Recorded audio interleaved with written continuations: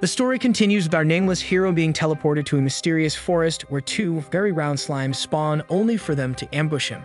However, instead of straight up destroying him, they begin to caress his face. The next morning, it's revealed that it was all actually just a dream and the slimes were instead someone's watermelons. Regardless, he's still stuck in a dreamlike state where he's too busy attempting to resolve his problem with the fantasy slimes. But with his constant fidgeting while sleeping, he accidentally alerts Oren to his very sussy Becca ordeal. Thus, she accidentally alerts the entire building with her surprised shout, letting the rest of the girls think that there might be a serious problem. It was at this moment that Oren reminded him that he saved him with her spells, but his unconscious self accidentally wanted more than just her help. As such, he receives a very clear 5-finger discount on his face as punishment.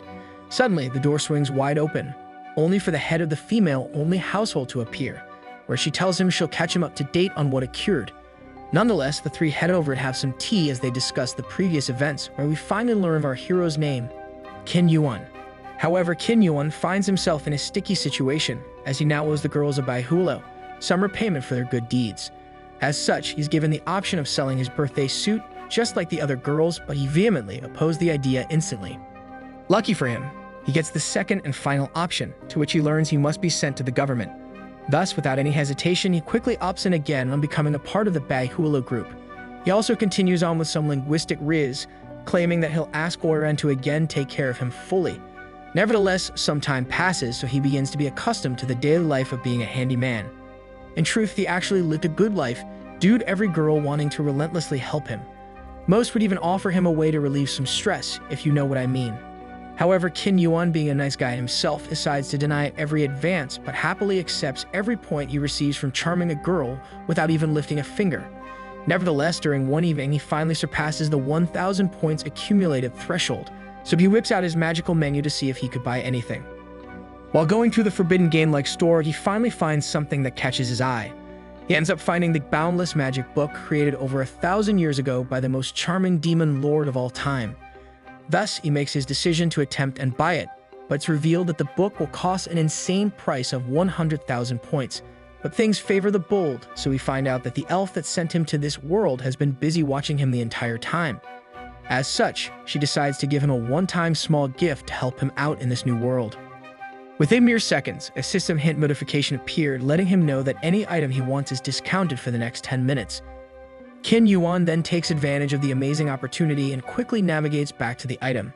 As such, he buys the book only for a mysterious purple force begin rushing out of his magical menu, where it's followed by a system hint claiming that he has now successfully mastered the boundless magic. Now, just like in most anime, he begins emitting a powerful glow from his eye.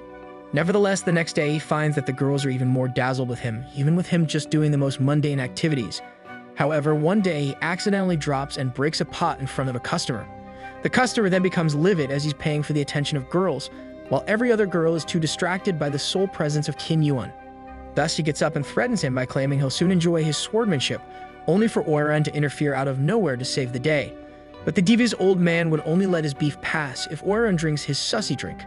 As such, with no hesitation, she quickly grabs the drink and chugs it like it's Kool-Aid.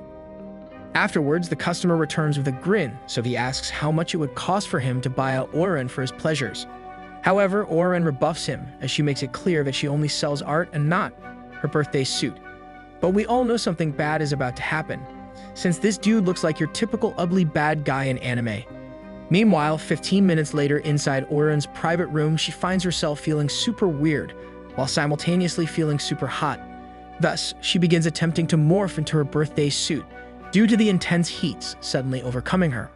However, Kim Yuan appears by the door, where he begins to knock and attempt to talk to her. But things take an interesting turn as he continues on by barging through the door, whilst telling her that he's cooking food as a token of appreciation. Now this is what you call lucky timing, as Kim Yuan finds Oren fully in her invisible clothes. But we all know how noble our Chad is, so he quickly closes the door and acts like he saw literally nothing. But then a hand appeared out of nowhere, forcing him back inside the room. Instead of Oren, it's actually Bal the Electro Erkin, who proceeds to ask for a favor. Now fully taken by surprise and also flustered, he asks what he can do for her. So Oren then reveals that the old man geezer must have put something in her drink, so she explains that she needs to let out her anger or else she'll burn like my poops when I eat spicy food. As such, the Electro Archon begins to spice things up, almost as spicy as the curry my friends make. Things then go from family-friendly to sussy-friendly as she removes and whips out an undie onto his face, while simultaneously claiming that this time it'll be free. Thus, he begins to gain tremendous amounts of exp as the audience needs to now use their imaginations. Meanwhile, old man customer has drank too much already, so he begins to open a private room thinking that Oiran is in there. However, there is indeed a girl, but not the one he probably imagined. Instead, he encounters what could be an anime female Hulk, who could probably destroy anyone in a barehanded fight. Thus, he quickly wakes up from his nightmare so he could close the door, but he moves almost as fast as my diarrhea. Now let's get back to the real action, where it's revealed that both Oiran and Shin Yuan is busy shaking their bed. With their activities reaching the climax, the girls beneath begin wondering why there's so much commotion. But all the girls start to think it must be an earthquake or a restless rat.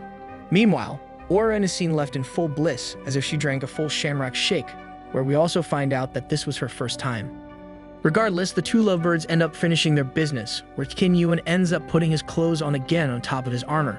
Afterwards, he finds himself unable to believe what just occurred between him and the goddess Oiran just moments beforehand.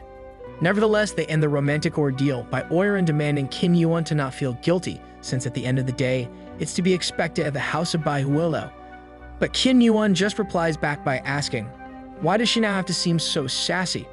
Now that was a fatal mistake to say after just combining two peas inside one pod. Regardless, he hurries out of the room and heads to the nearby balcony to process what just happened today. There he notices the old man geezer hurriedly running away from Baihuolo.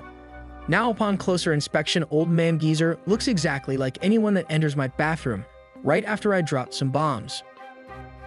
Anyways, he continues running through the streets, where nearby bystanders begin to scold him for looking like he's sick and still coming to a place like Baihuolo. However, while being scolded, he looks up and notices Kin Yuan, so he calls out his name. After calling out his name, he continues on running while shouting to Shin Yuan that he'll eventually get his revenge.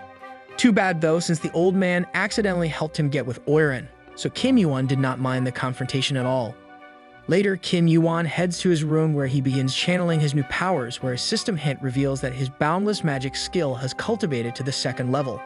Now equipped with the second level of boundless magic, Kim Yuan is now able to use his expert fingers to control any enemy by making it hot and dry all over. Regardless, he claims that his new skill is pretty cool, but it's pretty awkward to use his fingers correctly.